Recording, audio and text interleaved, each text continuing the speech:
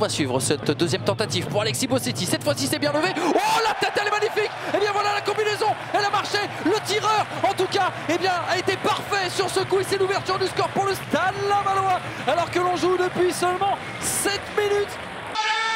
Du côté du sud-ouest, alors ça y est, hein, le speaker qui essaye de réveiller un peu le stade. Attention, avec 6 qui était parti en face à face. Oh, et rouge, oh là là, rouge. Rouge pour 6. Et oui, on vous l'avait dit, il n'avait pas retenu son geste. Alors... Oh, attention, la tête sur le poteau. Oh, pop, pop, pop, pop, la grosse occasion à nouveau pour le Stade Lavallois.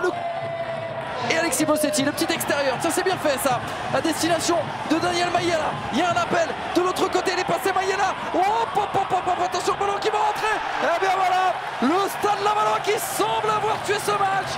Et vraisemblablement, un CSC de Malaga, je dirais. Et on ne souhaite que du bon à ce Pau FC. Regardez, on ne lâche rien. Malaga qui est ressorti à nouveau. Et la faute contre Kevin Malaga. Et non, voilà, le deuxième jaune. Et voilà, le deuxième jaune et le rouge. On va finir à 9. Calé, on est rentré dans le temps additionnel. Hein. 3 minutes annoncées. Et penalty. Et penalty. Et penalty pour le Pau FC. Boupenza face à Maxime Aubois. Boupenza, le gaucher. On a dit prêté par les Girondins de Bordeaux, c'est bien parti et c'est au-dessus, et ben voilà. Eh bien il y a certains soirs où rien ne va. On rappelle d'ailleurs que si Chambly venait à s'imposer, il passerait devant l'adversaire du soir et c'est dedans. Voilà, il suffisait d'en parler avec cette tête plongeante signée Laurent Héloïse.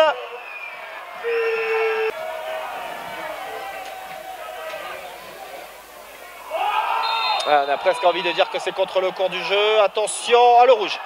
Le rouge qui est sorti directement à l'encontre de Maxillaire.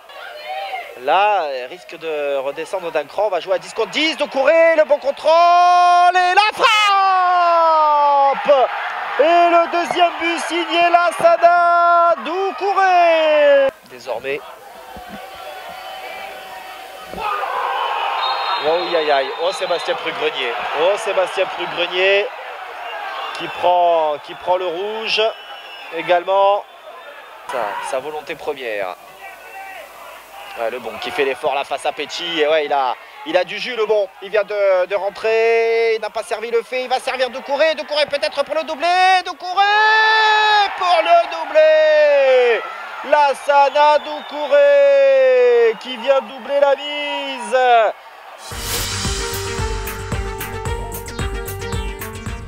A levé les deux bras le capitaine de cette formation qui va travailler ce ballon. La tête et cette fois-ci, c'est bien Dunkerque qui trouve la faille pour marquer ce premier but ici à Massabielle. 1-0 pour Dunkerque après cette tête.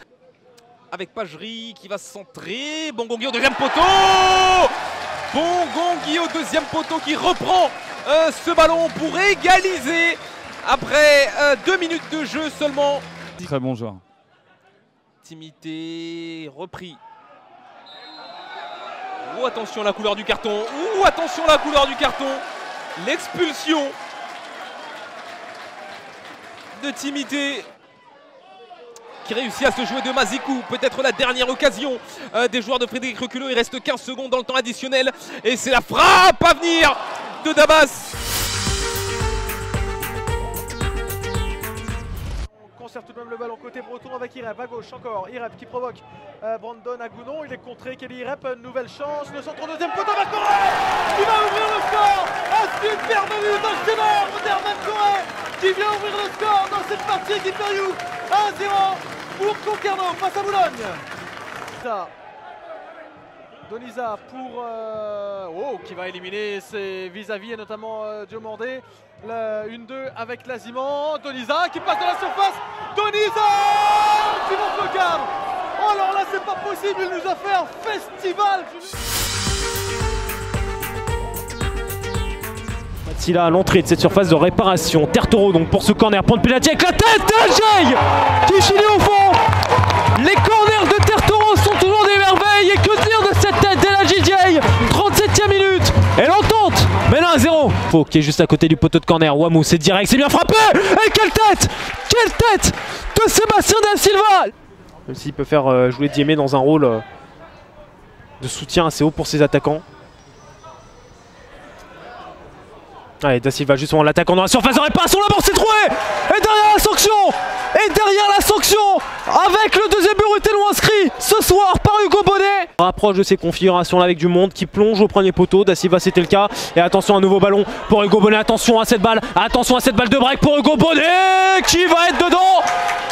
Le doublé pour Hugo Bonnet et sûrement la tête du championnat pour le RAF.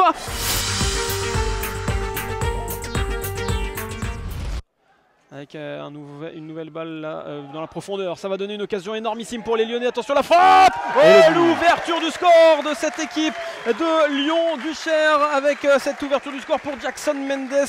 Le plat du pied à l'entrée de la surface de réparation. À venir côté droit, c'est un centre qui ne donnera rien derrière, c'est récupéré. Peut-être une frappe, une passe en retrait. Le deuxième but, non le poteau. Oh, il va être sauvé par le poteau. Kanté, ça chercher le soutien à droite là-bas. L'appel il est bon. La balle elle est bonne. C'est pas jouable pour les Biterrois. Et puis le premier but! Premier but inscrit par Béziers après 20 minutes de jeu. Une super ouverture et la concrétisation parfaite pour les Biterrois. Elle est dure là. Ça va... Oh! Ah, Sissoko, est-ce qu'il y a pour la là la faute. Ça, là aussi, le carton. C'est le deuxième jaune. Hein. Et celui-là, c'est le deuxième jaune. Il est jaune, ouais, c'est rouge. C'est rouge. Ouais. Ah ouais, c'était la faute à ne pas commettre là pour le capitaine Mathieu Fontaine. Il va chercher à centrer, c'est magnifiquement joué, ça pourrait sûrement les roues. Et la nouvelle parade de Magnova, c'est pas le temps de lever la tête et de pouvoir armer son centre. Oh, bravo. Ballon et Léo. On a vu un but presque, il était presque acquis celui-là. La petite faute, ouais, elle est suffisante pour être signalée par l'arbitre et un carton au passage pour Ibrahima Savane. Carton rouge. Pour un carton rouge, il a contesté la décision de l'arbitre, M. Dos Santos, et puis la sortie.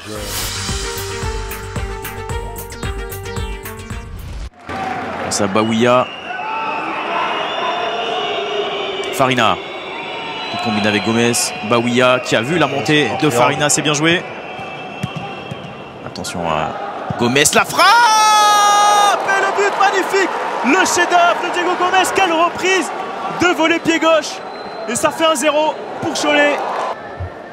Bengriba, David en une touche, c'est bien fait avec Dadi justement qui a une possibilité. Dadi qui regarde autour de lui, Dadi qui va centrer. On réclame une main du côté Dadi, penalty. Penalty obtenu par Grenoble. Et on voit la main de Nicolas Flégeau. C'est frappé, c'est arrêté par Manane. Et c'est terrible pour Grenoble qui décidément n'y arrive pas. Quand Bengriba avait dédoublé il y a quelques semaines, il avait été efficace. La sortie du gardien. C'est clair qu'il n'y a pas de volonté de la part du gardien de faire mal hein, maintenant. Là où c'est dangereux, parce que Sarr ne le voit pas. C'est ce qu'on redoutait. Le fait que Sarr ne se relève pas peut changer la couleur du carton. Pas terminé, hein, Salim. Ils ont un match en moins, mais effectivement, vous avez raison de dire que ce n'est pas terminé. Attention malgré tout, hein, parce que Baouia est laissé une possibilité de tuer le match définitivement. Baouia en retrait, et finalement si, il est accordé ce but. Couvert de l'autre côté. Abiza qui marque sur son premier ballon. Et la Rachid, cette fois-ci le match pas loin d'être plié. Ouais. Et voilà donc la victoire méritée de Cholet sous les sifflets du Stade des Alpes. 2-0 donc pour les hommes de Lebellec. Début de Diego Gomez et Abdelila Abiza. C'est le scénario du match qui a rendu aussi logique cette victoire de Cholet en seconde période.